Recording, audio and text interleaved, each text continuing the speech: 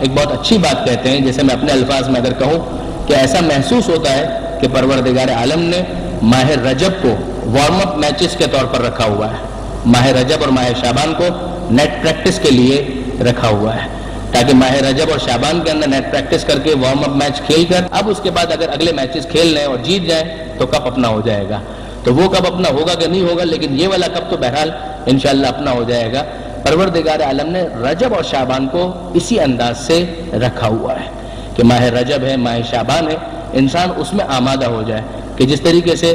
اب پچھلے جیسے جو مہینے گزرتے ہیں، جیسے ماہ رمضان گزرا، اس کے بعد وہ جو عبادت کا لیول ہوتا ہے رمضان کے مہینے میں وہ پھر نیچے آنا شروع ہوتا ہے، پھر اس کے بعد شوال ذیقات جاتا ہے، جو افراد حج پر چلے گئے وہ تو پھر چارج ہو کر آ گئے، لیکن پھر افراد جو دوسرے ہیں میجورٹی وہ سب تو نہیں جا پاتے، کہ محرم ہے، سفر ہے، کچھ ایکٹیویٹیز بھی پھر تھوڑا سا نیچے ہونے لگے۔ تو اب اس کے بعد کہ ماہ رمضان پھر سے آنے والا ہے، تو اس کے لیے ماہ رجب کے اندر ایک نیٹ پریکٹس سیشن پروردگار عالم نے رکھا ہے، اور صحیح معنوں میں کوالیفائنگ یعنی کیپیسٹی جس کے پاس ہوتی ہے وہ اپنے آپ کو پروف اسی کے اندر کرتا ہے، یعنی ماہ رجب اور ماہ شعبان میں اسے پروف کرنا پڑے گا کہ وہ کتنا سیریس ہے ماہ رمضان کا میچ کھیلنے کے لیے، کہ ماہ رمضان کے بارے میں وہ کتنا حساس ہے، وہ کتنا سنجیدہ ہے، وہ اسے ثابت کرنا پڑے گا ماہ رجب اور پھر باقی ماہ شعبان میں، تاکہ وہ ذہنی طور پر آمادہ ہو جائے اور پھر اس کے بعد اگلے مراحل اس کے لیے بہت آسان ہو جائیں۔ درود بھیجے محمد و آل محمد پر۔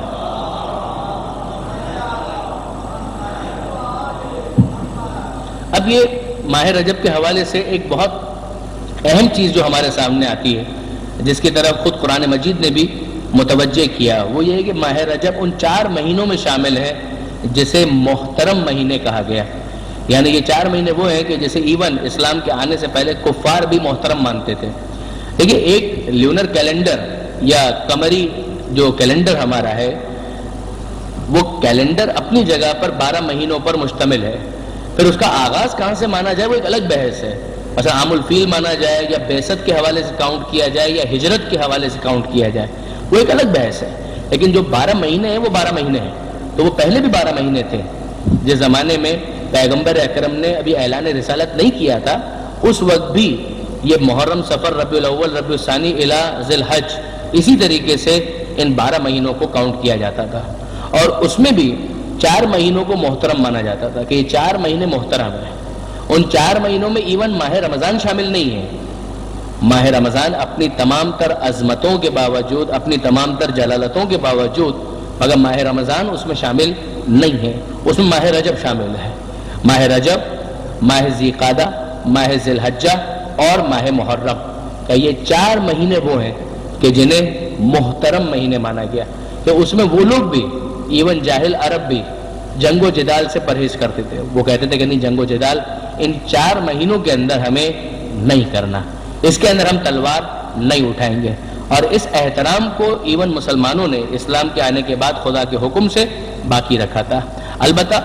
احمقانہ نہیں، یعنی واقعاً عاقلانہ، کہ اگر کوئی تم پر حملہ کرے تو تم اپنا دفاع کر سکتے ہو، لیکن اگر تم خود اپنے طور پر جہاد ابتدائی اگر اس کا جواز بھی ہو تو بھی ان 4 مہینوں کے اندر تلوار نہیں کھینچی جائے گی، ان 4 مہینوں میں جنگ نہیں کی جائے گی۔ البتہ اگر آپ کو یاد ہو جو کچھ سالوں پہلے حزب اللہ کی جنگ ہوئی تھی، وہ بھی رجب کے مہینے میں ہوئی تھی، وہ بھی رجب کے مہینوں میں ہوئی تھی، تو اس موقع پر بھی ہم نے یہ گزارش کی تھی ایک ٹی وی چینل کے اوپر ہی کہ اگر یہ ذہن کے اندر آ جائے کہ رجب کا مہینہ جو ہے وہ تو محترم مہینہ ہے، تو اس میں جنگ کیسے ہو رہی ہے؟ کہ جنگ مسلط کی گئی ہے، جنگ خود سے نہیں کی جا رہی ہے، جنگ مسلط کی گئی ہے، حملہ غاصب کی طرف سے، حملہ جارے کی طرف سے، حملہ سامراج کی طرف سے ہوا ہے، تو دفاع نہ کرنے کا حکم نہیں دیا گیا ہے، دفاع عاقلانہ ہے، دفاع لاجیکل ہے کہ دفاع تو بہرحال کیا جائے گا، لیکن اگر خود سے حملہ کرنے کا واقعاً جینون ریزن بھی موجود ہو تب بھی تلوار کو روکا جائے گا، جنگ کا اعلان نہیں کیا جائے گا، جہاد کا اعلان اور قتال کا اعلان نہیں کیا جائے گا۔ یہ وہ حکم اسلامی ہے کہ جسے اسلام نے ان جاہل عربوں کی کچھ اچھی چیزوں کو اسلام نے مینٹین کیا۔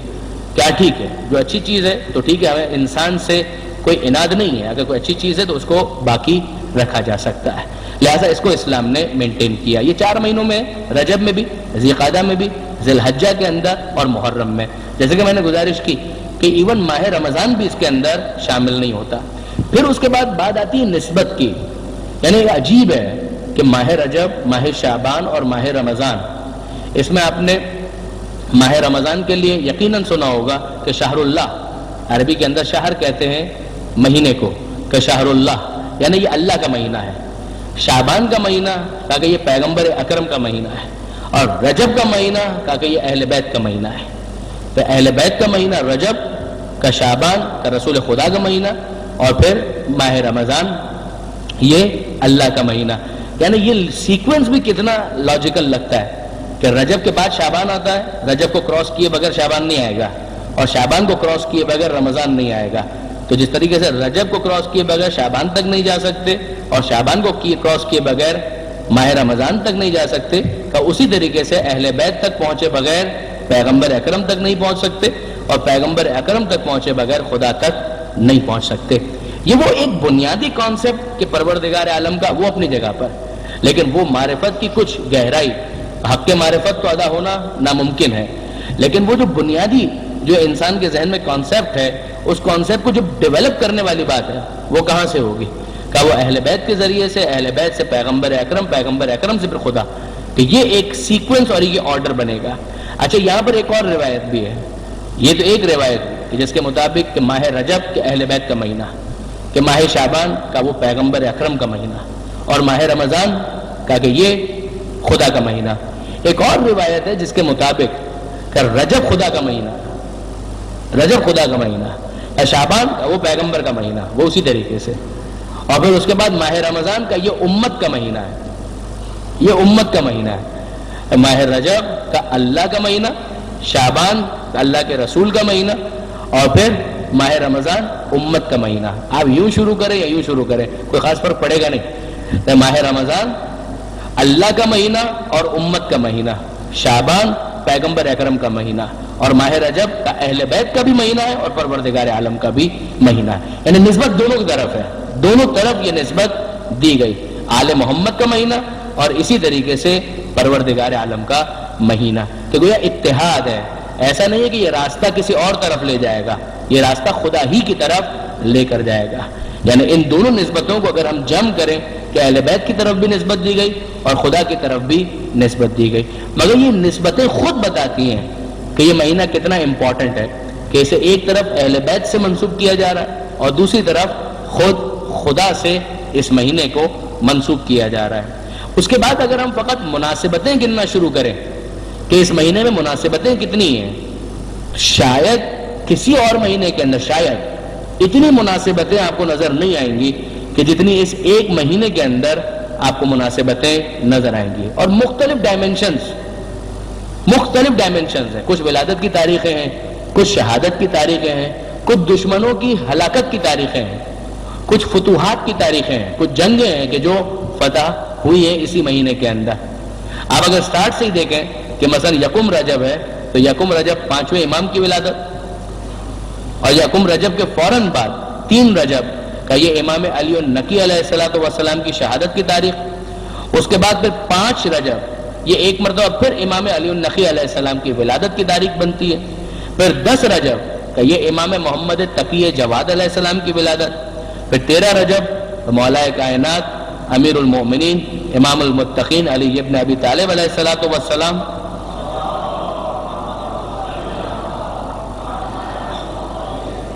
یہ مولا کی ولادت بنتی ہے۔ 7 رجب جو ہم نے مس کر دی،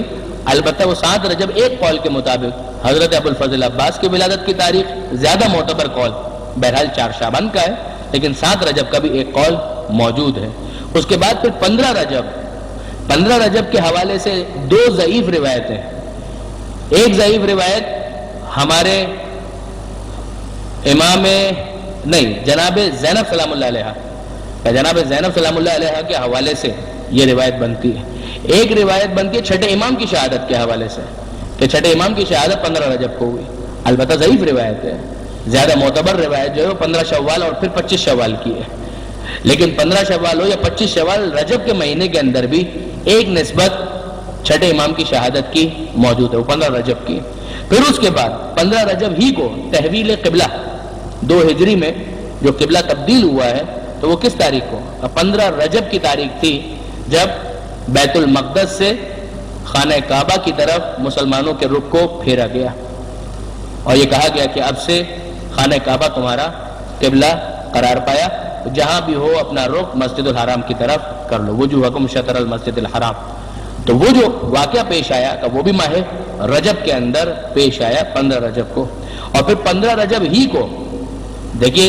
مولا کائنات اور جناب سیدہ سلام اللہ علیہما ان دونوں کا جو نکاح ہے، درود بھیجے محمد و آل محمد کا، یہ تو ذی الحج کی ابتدا میں، لیکن جو رخصتی ہے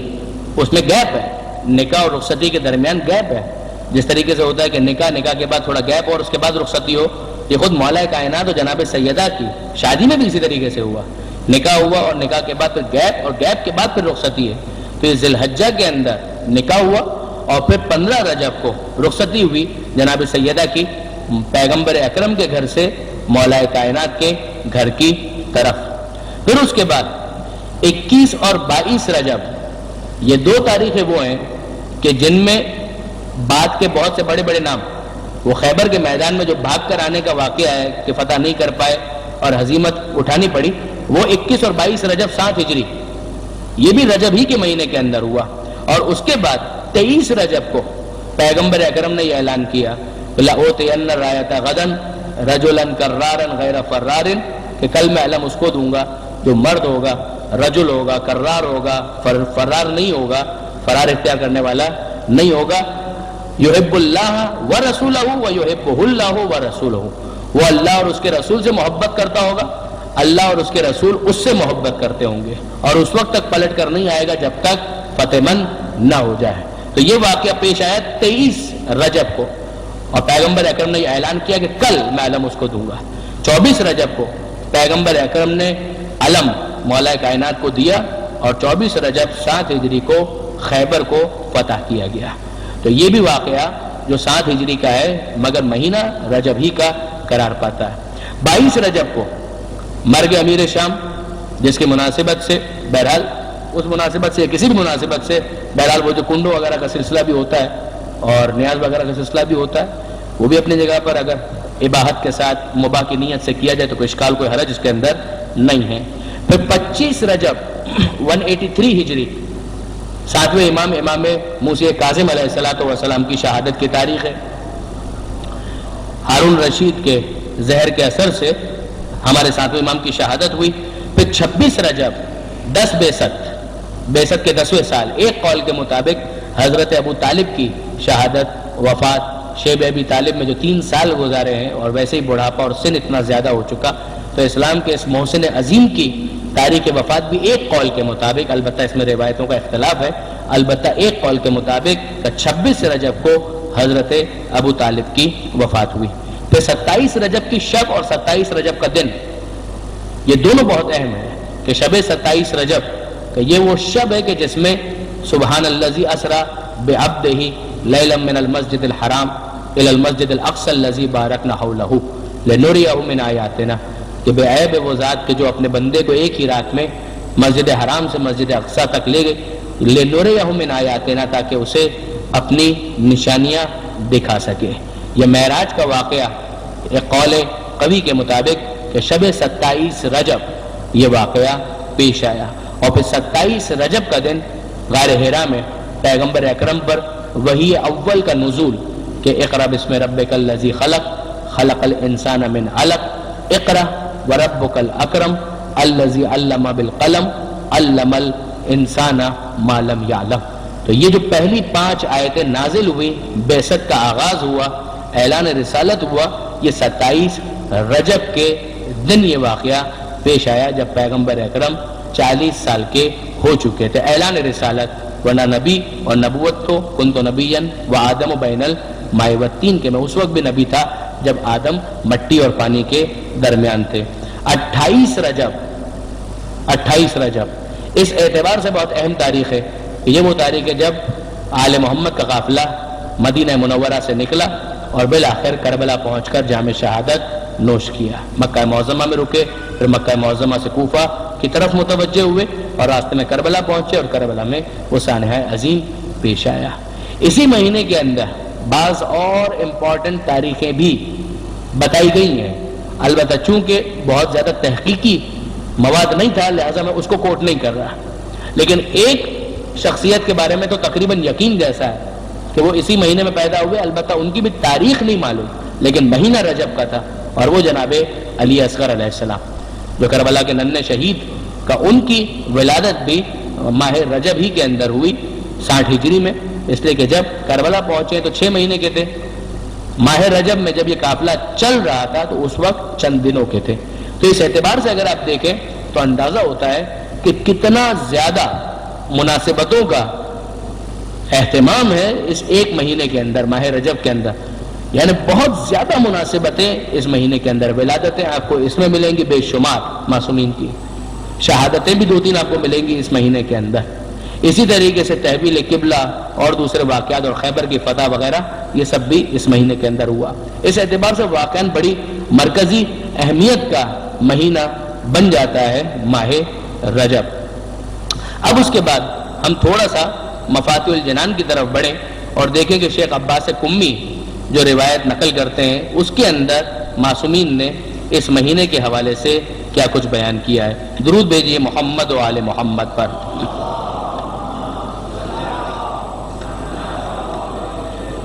یہ بات ذہن میں رکھنے کی ہے کہ معصومین نے جو کچھ بیان کیا ہے مختلف مہینوں کے حوالے سے وہ اتنا زیادہ ہے کہ اسے کسی ایک کتاب کے اندر جمع نہیں کیا جا سکتا، یعنی بہت ساری کتابیں اس حوالے سے اویلیبل ہیں کہ خود ماہ رجب کے بارے میں، ماہ شعبان کے بارے میں، رمضان کے مہینے کے بارے میں، دعاؤں کے بارے میں اتنا لٹریچر ہے کہ مفاتیح الجنان بہت مشہور کتاب ہے،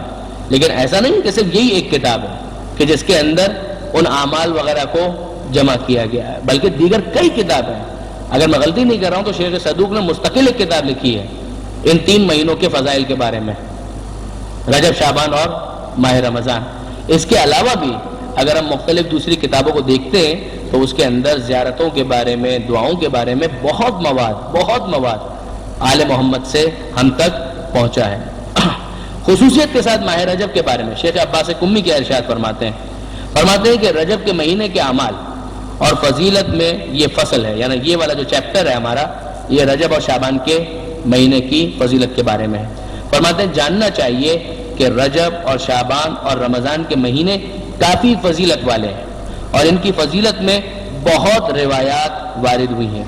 بلکہ جناب رسول خدا صلی اللہ علیہ وآلہ وسلم سے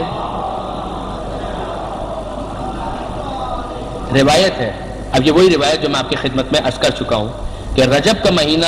اللہ کا بہت بڑا مہینہ ہے اور کوئی مہینہ بھی اس کے احترام اور فضیلت کو نہیں پہنچ سکتا۔ کافروں سے لڑائی اس مہینے میں حرام ہے، جس کی تشریح میں نے گزارش کی۔ رجب اللہ کا مہینہ، شعبان میرا مہینہ اور رمضان المبارک میری امت کا مہینہ ہے۔ جو شخص رجب کے ایک دن روزہ رکھے گا اللہ کی بہت بڑی خوشنودگی کا مستحق ہوگا۔ اب آپ دیکھیں گے کہ روزے کے حوالے سے کتنی تاکید، بار بار تاکید آئے گی، روزہ روزہ روزہ روزہ، کہ یہ ماہ رجب کا روزہ، ماہ رجب کا روزہ، اور اس کی وجہ ثواب، پروردگار عالم کا قبول کرنا، پروردگار عالم کا راضی ہونا، جنت میں یہ مل جائے گا وہ مل جائے گا، اتنے انسینٹیوز بیان کیے گئے، وجہ سمجھ میں آتی ہے کہ گویا ذہنی طور پر آمادہ کیا جا رہا ہے کہ ماہ رجب میں انسان روزے رکھے، ثواب بھی حاصل کرے اور اپنے آپ کو تیار کرے ماہ رمضان کے لیے، تاکہ ماہ رمضان میں اچانک روزوں کا سامنا نہ کرنا پڑے۔ ماہ رجب ہی کے اندر انسان اتنا تیار ہو چکا ہو کہ پھر اگر ماہ رمضان میں روزہ وہ رکھے تو اسے خستگی کا احساس اتنا زیادہ نہ ہو۔ ظاہر ہے کہ practice makes a man perfect, perfection کی طرف انسان جانے لگتا ہے۔ فرماتے ہیں رجب کے ایک دن جو بھی روزہ رکھے گا وہ اللہ کی بہت بڑی خوشنودگی کا مستحق ہوگا اور اللہ کا غضب اس سے دور ہوگا اور جہنم کے دروازوں میں سے ایک دروازہ اس پر بند کر دیا جائے گا۔ 7ویں امام کی روایت کہ جو شخص رجب میں سے ایک دن روزہ رکھ لے تو اس سے جہنم کی آگ 1 سال کے رستے کے اندازے کے برابر دور ہو جائے گی، اور جو شخص 3 دن روزہ رکھ لے ماہ رجب میں تو اس پر جنت واجب ہو جائے گی۔ پیغمبر اکرم فرماتے ہیں کہ جنت میں ایک نہر کا نام ہے رجب جنت میں ایک نہر کا نام ہے جو دودھ سے زیادہ سفید اور شہد سے زیادہ شیریں ہے. جو شخص اس کے ایک دن میں روزہ رکھے تو وہ ضرور اس نہر سے پانی پیے گا. یعنی ماہ رجب میں روزہ رکھو, نہر رجب سے استفادہ کرو. یہ ایک طرح سے مارکیٹنگ والا انداز ہے. آپ اگر ایمانداری کی بات دیکھیں کہ پروردگار عالم اگر وہ ایڈورٹائزمنٹ کیمپین جس طریقے سے چلتی ہے کہ کیا آپ چاہتے ہیں کہ جنت کی نہر رجب سے استفادہ کریں, اس سے آپ پانی پینا چاہتے ہیں؟ اگر آپ پینا چاہتے ہیں تو بسم اللہ, یہ ماہ رجب آ گیا, اس کا روزہ رکھیے, وہاں پر آپ کو پاس دے دیا جائے گا, دکھا کر آپ پانی پی سکتے ہیں. پاس بھی دکھانے کی ضرورت نہیں ہے, ملائکہ کے پاس تو سب چیزیں کمپیوٹرائز, جب ہمارے پاس ہو سکتی ہیں تو وہاں پر سب چیزیں بالکل فیڈڈ موجود ہیں, کسی قسم کی الگ سے پاس کی ضرورت بھی نہیں ہے. البتہ یہ ہے اپنی جگہ پر, یہ تو بات یعنی تھوڑا سا عذرائے مزاح آ گئی, ورنہ بعض روایتوں کے اندر ہے کہ جب تک مولا کائنات کی طرف سے کسی کے پاس جواز موجود نہ ہو, جواز یعنی پاسپورٹ, جس کو آج بھی عرب کہتے ہیں جواز السفر, یعنی سفر کا جواز یعنی پاسپورٹ کا وہ نہ ہو تو اسے جنت میں داخلہ نہیں مل پائے گا. تو وہ ایک دوسرا ایک اینگل ہے جو ہمارے سامنے آتا ہے. فرماتے ہیں کہ یہ ایک نہر کا نام ہے جو دودھ سے زیادہ سفید اور شہد سے زیادہ شیریں ہے. جو شخص اس کے ایک دن میں روزہ رکھے تو وہ ضرور اس نہر سے پانی پیے گا. چھٹے امام فرماتے ہیں کہ پیغمبر اکرم نے کہا کہ رجب کا مہینہ میری امت کے لیے استغفار کا مہینہ ہے. اس مہینے میں بہت زیادہ گناہوں سے معافی مانگو کیونکہ خداوند بخشنے والا مہربان ہے. اور رجب کو اسب بھی کہتے ہیں کیونکہ اللہ کی رحمت اس مہینے میں میری امت پر زیادہ برستی ہے. اس کو بعض علماء نے سمجھاتے ہوئے یہ ارشاد فرمایا کہ جس طریقے سے ایک تو ہوتا ہے کہ کبھی آپ ڈراپر کے ذریعے سے پانی ڈالیں, تو 1 قطرہ 2 قطرہ 3 قطرہ 5 قطرے 10 قطرے 15 قطرے اس طریقے سے گرے گا, اور ایک یہ ہے کہ نہیں آپ اوپر سے بالٹی کو انڈیل دیں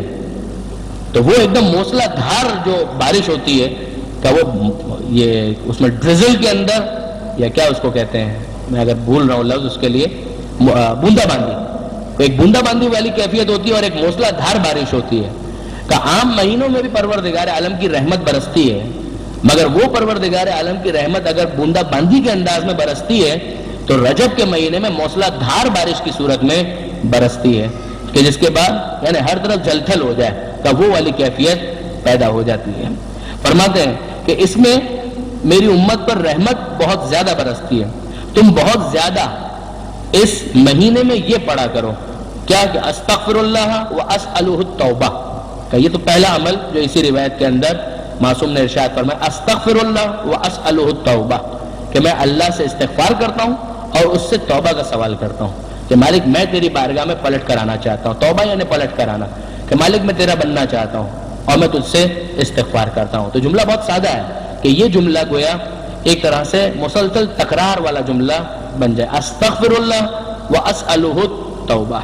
یہ والا جملہ کہ بہت زیادہ یہ کہا کرو. شیخ عباس گمی آگے لکھتے ہیں کہ ابن بابوئی نے معتبر سند سے سالم سے روایت کی ہے کہ اس نے کہا کہ میں رجب کے آخر میں, رجب کے بالکل اختتام پر چھٹے امام کی خدمت میں حاضر ہوا. جب حضرت کی نظر مبارک مجھ پر پڑی تو آپ نے فرمایا, ابھی جملہ آپ دیکھیں یعنی امام کا سوال کرنا, آپ امام سوال کر رہے ہو, سوال کیا ہے,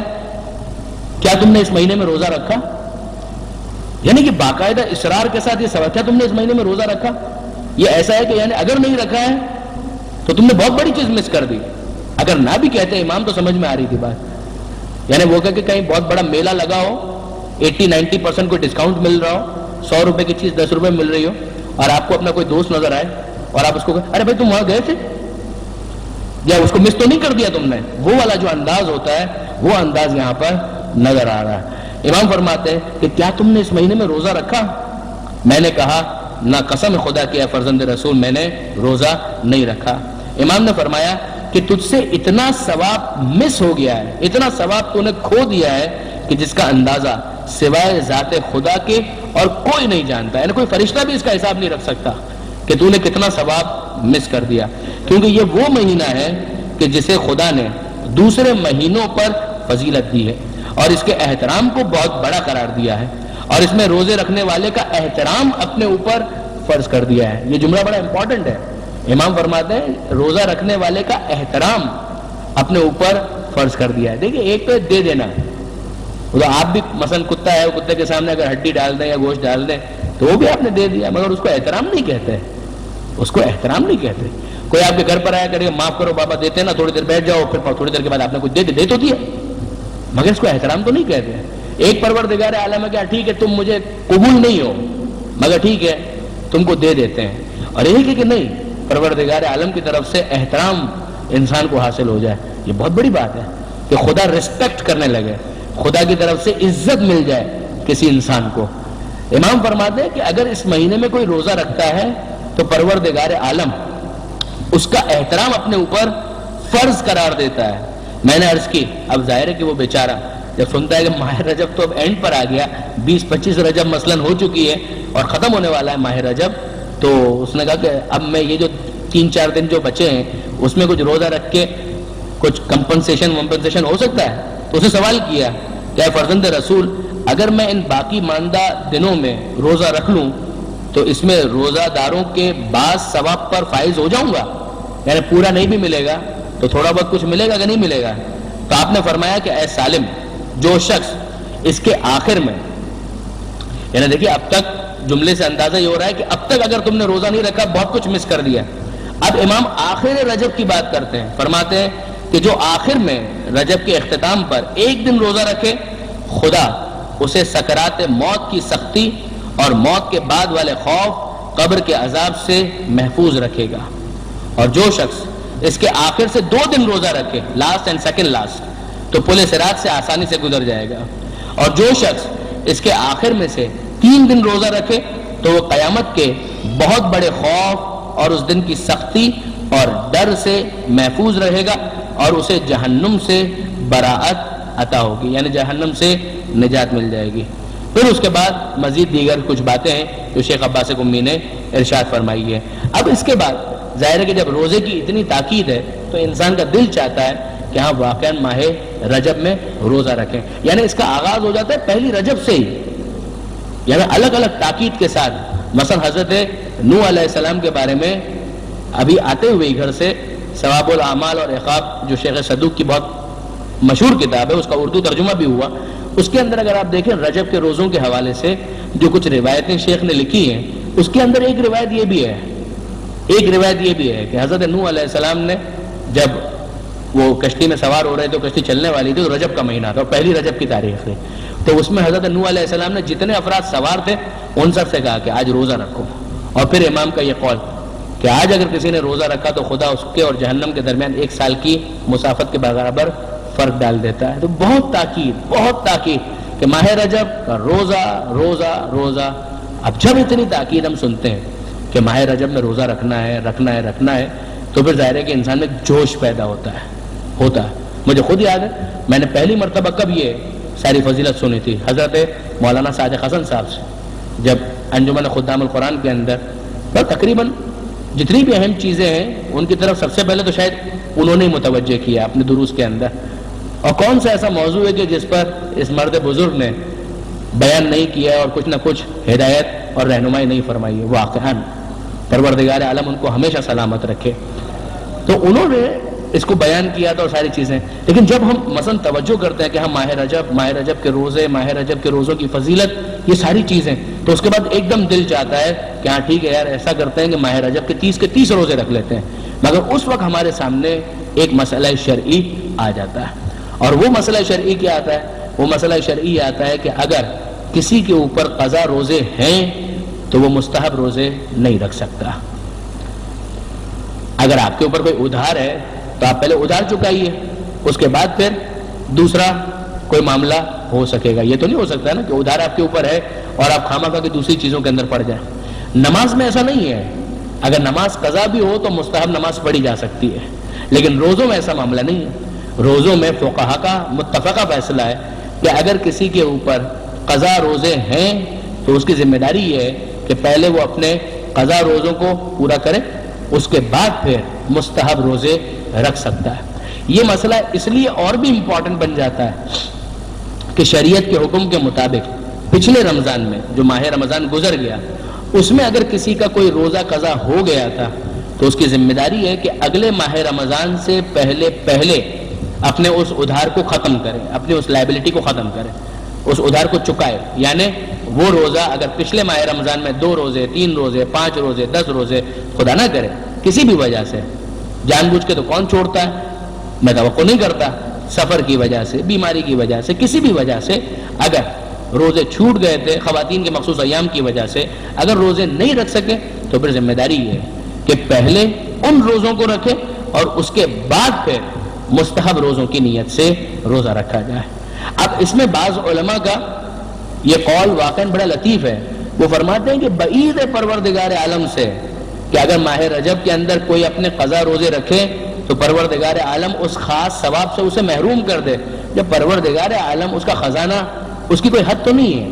وہ تو دینا چاہتا ہے اپنے بندوں کو، تو اگر بندہ اس طرف اور تڑپ کے ساتھ کہ مالک قضا روزے ہیں میں کیا کروں لیکن اسی بہانے میں قضا روزے تو رکھ رہا ہوں، تو بعید ہے کہ پروردگار عالم اسے ماہ رجب کے مستحب روزوں کے ثواب سے محروم کرے۔ تو ایک پن دو کاج ہو جائے گا، ایک تیر سے دو شکار، کہ قضا روزے بھی ہو گئے اور ساتھ ساتھ مستحب روزوں کا ثواب بھی انسان کو حاصل ہو گیا۔ یہ بہترین موقع ہے کہ انسان ماہ رجب کے اندر یہ دونوں کام انجام دے لے کہ قضا روزے بھی ہو گئے اور مستحب کا ثواب بھی مل گیا، البتہ نیت قضا روزے کی ہی ہوگی۔ ایک مرتبہ قضا روزے مکمل ہو جائے پھر اس کے بعد مستحب روزے رکھے جا سکتے ہیں۔ البتہ امام خمینی اور آیت اللہ خامنائی کے نزدیک تو اگر کسی قسم کا بھی کوئی روزہ ذمے پر ہے، چاہے وہ نظر کا ہو چاہے کوئی اور ہو، اس کے ہوتے ہوئے بھی پھر مستحب روزہ نہیں رکھا جا سکتا۔ لیکن آخوئی اور آگے سیستانی فرماتے ہیں کہ نہیں، صرف قضا روزہ جو رمضان کا ہے اگر وہ ہے تو پھر اس کی موجودگی میں مستحب روزہ نہیں رکھا جا سکتا، دوسرے روزے اگر ہیں تو پھر مستحب روزہ رکھا جا سکتا ہے، اشکال نہیں ہے۔ تو یہ ایک بات ہو گئی اس مسئلہ شرعی کے حوالے سے، اور اس کے ساتھ ہی آج کی گفتگو ہم مکمل کرتے ہیں۔ کل انشاءاللہ مزید ماہ رجب اور ماہ رجب کے اعمال کے حوالے سے گفتگو ہوگی۔ یہ میرے خیال میں ایک بکلیٹ ٹائپ کا تقسیم کیا جا رہا ہے جس کے اندر ماہ رجب کے کچھ اعمال درج کیے گئے ہیں، زیادہ تر یہ مفاتیح الجنان ہی سے لیے گئے اور اچھی کوشش ہے، 6-7 صفحے کے اندر ہے۔ کئی مرتبہ ایسا ہوتا ہے کہ مفاتیح کو ہولڈ کرنا تھوڑا سا بھاری لگتا ہے، لیکن یہ اگر جیب میں بھی ہو تو اگر آپ آفس میں ہیں کہیں بھی ہے، کوئی ٹائم ملتا ہے، بس میں جا رہے ہیں، گاڑی میں جا رہے ہیں، نہیں گاڑی میں جا رہے ہیں اور ڈرائیو کر رہے ہیں تو مت پڑھیے گا، لیکن اگر کوئی اور ڈرائیو کر رہا ہے اور آپ کے لیے موقع ہو تو آپ اس کا مطالعہ کر سکتے ہیں۔ ویسے ہی بیٹھے ہوئے کسی کا انتظار کر رہے ہیں، جیب میں یہ پرچہ نکالا کہ ماہ رجب کے کچھ اعمال اس کے اندر لکھے ہوئے ہیں تو اسے اس کے اندر پڑھا جا سکتا ہے۔ جی آج نہیں دے رہے، یہ آج نہیں دے رہے، آپ کو کل دیں گے انشاءاللہ۔ صحیح۔ اور دوسرا اعلان یہ ہے کہ کل انشاءاللہ محفل شیخ خراسان کے پروگرام کے بعد یہاں پر فوراً پروگرام شروع ہو جائے گا، تو یہ انشاءاللہ کل آپ کے درمیان تقسیم کیا جائے گا، اور انشاءاللہ کل دیگر اعمال کے علاوہ عمل ام داؤد کے حوالے سے بھی کچھ گزارشات پیش کرنے کی سعادت حاصل کریں گے کہ جس کے بارے میں بعض محدثین نے یہ جملہ لکھا ہے کہ یہ عمل اگر کوئی کرے آزما کر دیکھیں کہ انشاءاللہ اس کی دعا ضرور بضرور قبول ہوگی۔ یہ واقعاً جملہ محدثین کا لکھنا کہ آزما کر دیکھیں، ہم یہ تجربہ کر چکے ہیں، یہ اتنا معمولی جملہ نہیں ہے، واقعاً بڑا اہم جملہ ہے۔ عمل ام داؤد اور دیگر اعمال ماہ رجب کے حوالے سے انشاءاللہ العزیز کل گفتگو ہوگی۔ پروردگار عالم سے دعا کرتے ہیں، مالک تجھے واسطہ محمد و آل محمد کا ہمارے اس قلیل توسل کو اپنی بارگاہ میں شرف قبولیت عنایت فرما۔ مالک تجھے واسطہ محمد و آل محمد کا ماہ رجب آنے والا ہے جو تیرا بھی مہینہ ہے، اہل بیت کا بھی مہینہ ہے، وہ کام کہ جس سے تو اور اہل بیت راضی ہوں اس مہینے میں انجام دینے کی ہمیں توفیق عطا فرما۔ مالک تجھے واسطہ محمد و آل محمد کا، آل محمد کے ماننے والے چاہنے والے جہاں کہیں بھی آباد ہیں ان کی جان مال عزت و آبرو کی حفاظت فرما۔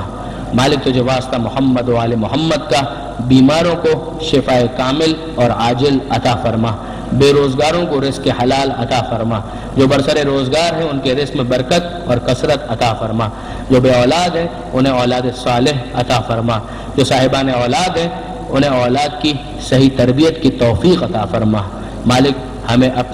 اپنے گھرانے کی اصلاح، اپنے اداروں کی اصلاح، خصوصاً اپنے تعلیمی اداروں کی اصلاح زمانے کے امام کی خواہشات کے مطابق کرنے کی توفیق عطا فرما۔ مالک تجھے واسطہ محمد و آل محمد کا تمام علماء کرام، مراجع اعظام اور مقام معظم رہبری کی حفاظت فرما، انقلاب اسلامی کی حفاظت فرما، اس انقلاب کو زمانے کے امام کے انقلاب سے متصل فرما، اس انقلاب کے دشمنوں کو نیست و نابود فرما۔ مالک تجھے واسطہ محمد و آل محمد کا وطن عزیز پاکستان کو استحکام عطا فرما۔ وطن عزیز کو ہر قسم کی داخلی خارجی پریشانیوں سے محفوظ فرما۔ مالک پاک فوج کو موجودہ جنگ میں فتح و نصرت اور غلبہ عطا فرما۔ وطن عزیز سے دہشت گردی اور دہشت گردوں کا خاتمہ فرما۔ مالک ہمارے شہداء کے قاتلوں کو نیست و نابود فرما۔ مالک ہمارے شہداء کے درجات بلند ہیں، انہیں بلند تر فرما۔ مالک پاک فوج کے شہداء کی شہادت کو اپنی بارگاہ میں قبول فرما۔ مالک تجھے واسطہ محمد و آل محمد کا ظالموں اور ظلم کے خاتمے کے لیے امام زمانہ کے ظہور میں تعجیل فرما، ہمیں ان کے آوان و انصار میں شمار فرما۔ ربنا تقبل منا انک انت السمیع العلیم وتب علینا انک انت التواب الرحیم۔ اللجن اللجن يا مولا اللجن اللجن اللجن اللجن اللجن اللجن اللجن يا صاحب السماء اللجن اللجن